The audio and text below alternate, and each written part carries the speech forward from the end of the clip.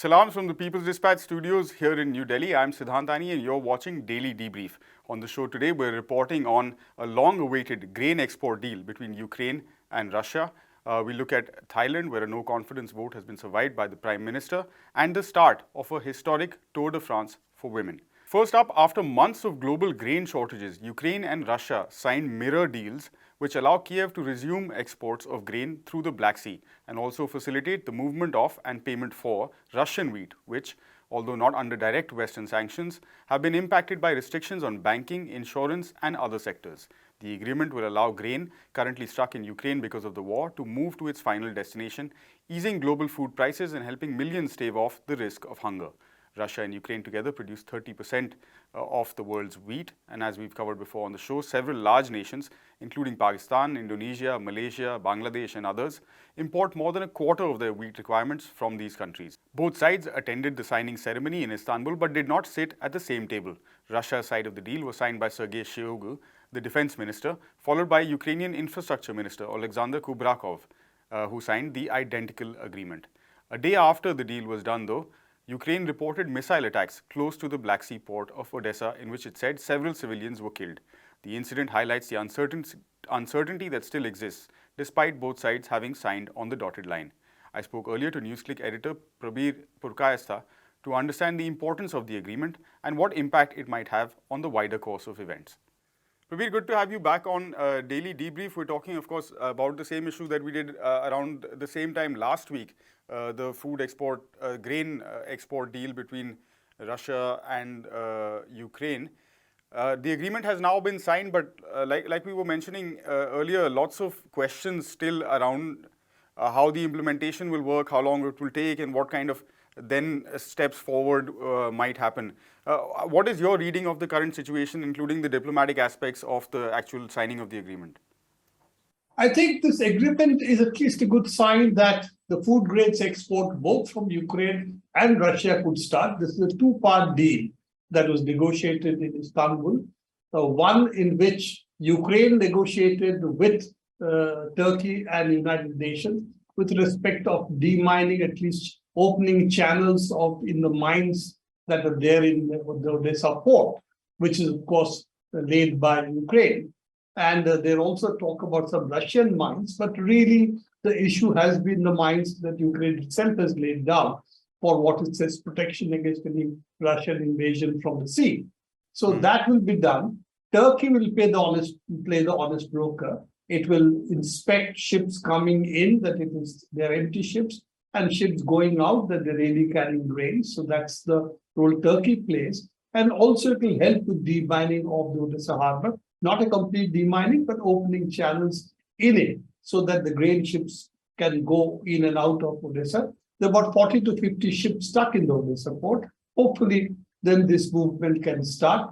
Of course, still a lot of gap between the cup and the lip, mainly because there's at least 3 to 4 weeks that will be required for all this process to take place, the demining, opening the channels, how the ships will be escorted out of the harbor, how the checks will be done, all that still remains. In the meanwhile, we also have reports about strikes that Russia seems to have made on the Odessa port, according to Ukraine. And they have also said this deal is not worth the paper.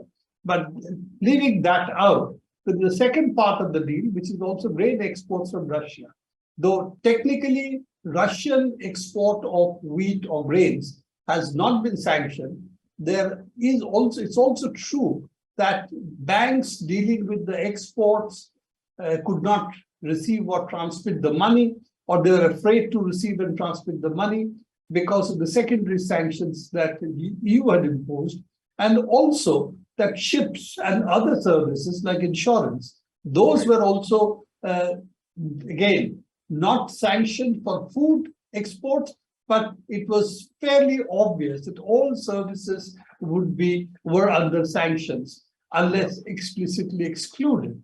Therefore, banks, insurance companies, shipping companies are not willing to take the risk. So that seems to now have been relaxed. So that's why there's a two-part agreement, one between Ukraine, Turkey, and United Nations, and the other one between Russia, Turkey, and United Nations, so that there is no agreement technically between the two warring parties. So that has been the one part of it. Still, as I said, some time to see how this plays out, because there is at least 3 to 4 weeks before anything can happen. And as you know, 3 to 4 weeks in the world affairs is a very long time indeed. Long time. So we'll have to see how this plays out. Good portents for the rest of the world. That's why the grain prices, the wheat prices seem to have come down. But we'll have to see how this plays out. As we have seen in the past, nothing that is promised, nothing that appears should be the interest of both the parties and the world really turns out that way in actual practice. So yes, I think good beginnings at the moment. We were expecting it at least for the last 2 months. But yes, finally an agreement, and let's see where it goes. Just to take the context a little bit wider than just the grain agreement, yesterday at the same time that the agreement was being signed, we also got reports that Nord Stream 1, the gas pipeline, is back up and running and back to sort of the levels before this outage in terms of gas flows into Europe. On the other hand, today we are seeing from the Western media, particularly these calls based on reports of missile attacks, etc., of imposing sanctions or extending the sanctions to include Russia's food grain, wheat exports. So I mean, what, according to you, how is the wider conversation around a peace process going? You know, the wider conversation is yet not taking place. The reality is we are talking piecemeal about certain things taking place in the context of the ongoing war. The peace process is still not visible. Let's be very clear on that.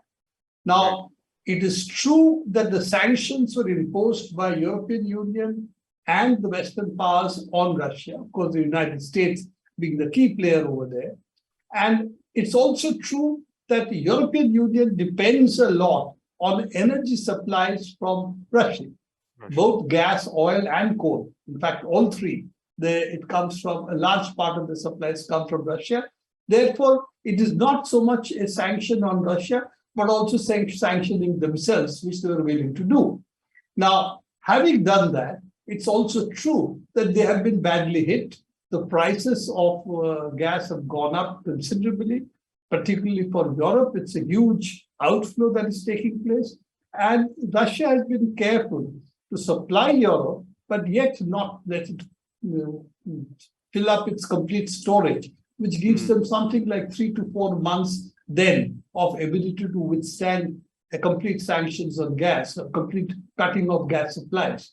So given that they don't have the full storage for winter, which is the critical issue, Russia is also interested in giving them enough gas so they can run their day-to-day operations, but not have a surplus, huge surplus by which they can say, okay, we don't really need it for 4 months, so we are willing to wait it out. So I think that's where it is at the moment. There's a lot of panic in Germany particularly and other European countries that Nord Stream 1, which had been taken out of maintenance, would not come back on stream as it was supposed to do on 22nd. It did come back on stream, and they have gone back to supplying what they were before the outage took place, the maintenance outage. And the reason they are saying they're supplying at 40% is, of course, that the turbine, the gas turbine, which had gone to Canada, the Siemens gas turbine, has now reached Germany. But the paperwork between Germany and Russia is still not complete. Both sides are blaming the other side. And we don't, as we know, in the fog of war, for us to speculate who has done what is not a very easy exercise. But it does seem that the turbine has not gone to the Russian station, which does the pumping station, which is at one end of the Nord Stream, which is very close to Finland. So it has to reach that specific station. And how that paperwork will be completed seems to be more through press releases and blaming each other than actually talking it out and really, doing what needs to be done. At the moment, we are not privy to who is to blame. So therefore, we will not play the blame game and say, oh, so-and-so is at fault, so-and-so is at fault. But it is very clear the trust between Germany and Russia is not at the moment of the highest order. And therefore, misgivings exist on both sides. Russia is saying they have to see the paper to see what are the guarantees they're giving for the turbine, whose responsibility will it be, has Canada really lifted the sanctions on this turbine, etc., etc. Well, Germany said they have to tell us where to take which station, which export import point will we have to take the turbine, where it can go to Russia. So it seems to be more the lines of communication at the moment are taking place through media rather than with each other. All right. Thanks very much, Prabir, for that important update on a positive development, at least in the short term, once, of course, things get moving, at least in terms of food supplies. Thanks. Thailand's Prime Minister Prayut Chan-o-cha has survived a no-confidence vote, a fourth such vote in parliament. It seems to be his last major test ahead of general elections that are due in less than a year. 4 days of grilling ensued, all of which were broadcast on live television. The 68-year-old Prime Minister, who is a former army chief, secured enough votes on Saturday to guarantee his position as Prime Minister until the term officially ends in March. For more on this story, as well as what's happening in Thailand, I spoke to People's Dispatch's Anish. Anish, with just about a year to go to elections, what was the need for such a major no-confidence motion against Chan-o-cha at this point? Yeah, so one of the things that the opposition pointed out was basically the corruption allegations that they raised against the Prayut government, which is not the first one. Corruption allegations have been raised in previous no confidence motions as well, but also in the last 2 years, especially during the COVID, or what they allege to be COVID mismanagement on the part of the Prayut government. So, and on top of that, Thailand is going through a major economic slowdown. It's not a recession yet, but there is a significant slowdown. It was something like 1.6% growth last year, which is one of its lowest recorded in recent history. So obviously there are issues of price rise, rising inflation, and also a whole set of other issues that the government is not able to manage at this point. Obviously, there are global factors at play, but there are issues with how the government is managing these distresses that is actually harming an average Thai on a daily basis. So, on top of that, a bigger issue is obviously the opposition's claims, which to a great extent is true. If you look at how the government even came in the first instance, which is the recession in democratic spaces and democratic rights in the country. We have seen that ever since the protest that happened in 2020, where you have had activists being hounded, being judicially prosecuted, being spied upon. Now, as we recently have read about, and so on and so forth. And this is not just limited to civil society activists, but also opposition leaders and opposition parties. So there is definitely this anger against the political repression that is happening right now in Thailand. Anish, if you can just elaborate a little bit, in a sense, give us a brief, I suppose, report card on the state of democracy in Thailand. It's a difficult thing to say because obviously the Thai government claims that it is a properly functional democracy, but even in the last election, the general election that was held in 2019, we saw a definite manipulation of the system. And obviously the system itself is rigged to begin with. We have the upper house, which is entirely appointed by the military regime that existed before the prior government became, quote unquote, civilian. So in that, there is definitely a significant civic military sort of government in place right now, and that has its own downfalls, obviously. We have seen during the COVID-19 pandemic, the restrictions or the counter-pandemic restrictions that were placed on public movement and gathering were used significantly against protests, against labor rights organizers, against civil society movements, and even democratic protesters. Recently, this month even, in fact, after winning a key victory in their struggle for higher wages and pending wages. Garment workers, unionizers are now facing prosecution for violating these COVID-19 restrictions. So this is the sort of hounding that happens, that even when they win their battles, they have to face various other kinds of judicial harassment and prosecutions and so on. So this is a very commonplace instance right now. Even opposition parties are not immune to this. When there were protests against the Democratic Party headquarters, recently you had a couple of activists being prosecuted again for the same violation of COVID-19 protocols. So this is the sort of situation that Thailand is in right now.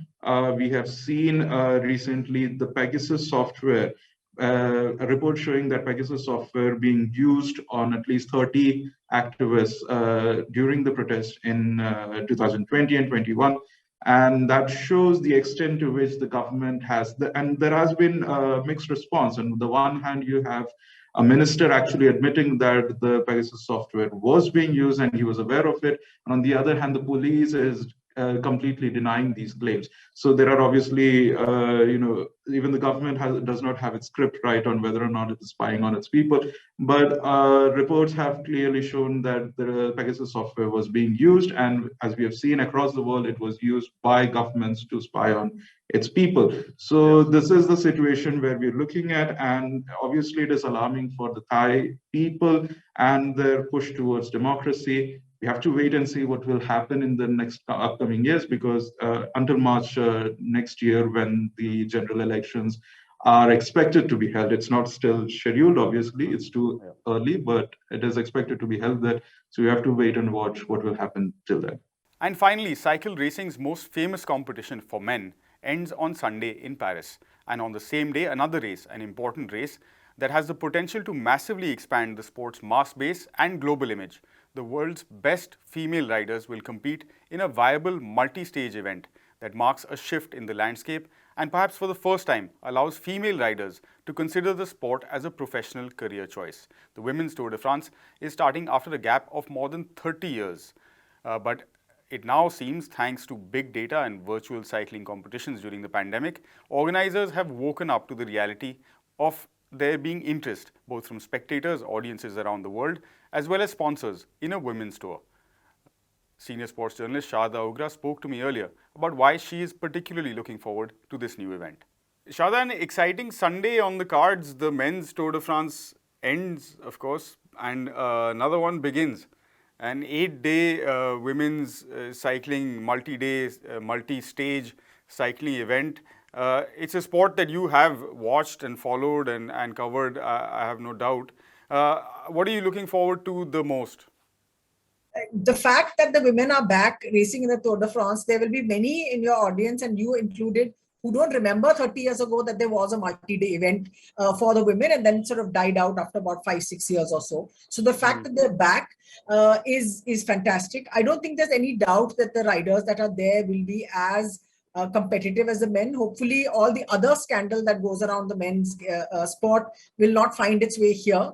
There has been so much of this corporatization of the cycling teams, and literally it's become like this vast, gigantic corporate, sports industrial complex kind of exercise. And you would want the women's Tour de France to return to what the Tour de France romantically was. It was named, you got a yellow jersey because that was the color of the newspaper that first launched this event, and all those wonderful things.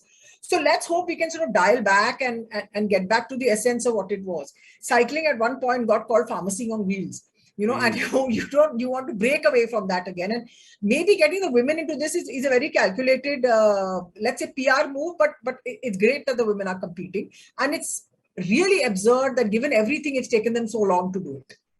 Yeah, you're mentioning the sports industry complex. The organization that has been the long-time sort of administrator of the Tour de France, the Amaury Sports Organization, said that they understood the viability or the audience for women's Tour de France after looking at the television figures for a virtual race that was conducted by a company called Zwift during the pandemic to help cyclists sort of get back on track and, of course, to promote their own technology. Are you surprised? Without access to big data, are you surprised that there is an audience to watch women's sport? I'm not at all surprised that there is an audience to watch women's sport. And the fact that they've needed so much data to arrive at it, they needed COVID to arrive at it, you're thinking that, it's so obvious. Again, I'm going back to sort of my age when I'm saying that people don't remember that the first women's marathon was only held in sort of the 1980s or in 1984, I think, in Los Angeles, if I'm not wrong. And you're thinking, what? Why did you stop? And now we're discovering that women are much better ultra runners than men are, and all these other things. So why would women not be? Why would no one want to watch women's Tour de France? Very few times, as an amateur watcher of the Tour de France, I'm not watching the cyclists. I'm watching the cyclists, but all the background is so beautiful. The camera work is so great. The production qualities are so superb that whether they're men or women on the cycle, it doesn't matter. They can be doing whatever. The television production itself is a splendid and a beautiful thing, and that's what gets all of us interested to watch it. I mean, it is in Formula One that a lot of us can't drive a car and we watch it because the excitement of the cars and speed and all the rest of it is the same thing. As a television product, is great. Whether you put women in the car or women on the cycle or men on the cycle. And men on the cycle have only produced bad news, so please bring up the women.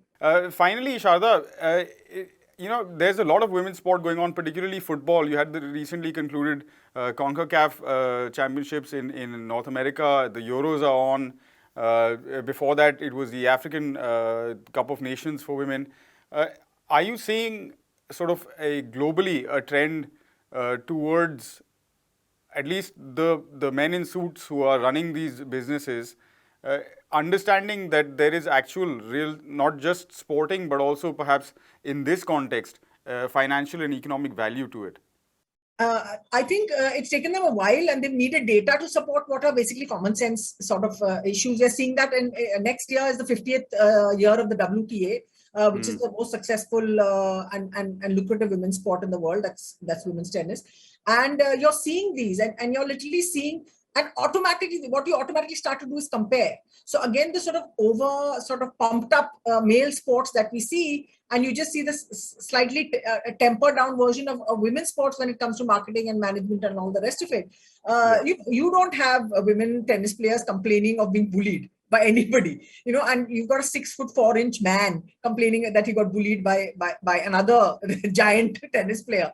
So all those things just seem odd, and it make the women's game has such good all across sport, has got such sort of goodwill and such great examples for role model and all the rest of it that are going as compared to what's happening with the men, that you would have thought that they would have arrived at this at least 5 years ago, if not now, at least 5 years ago.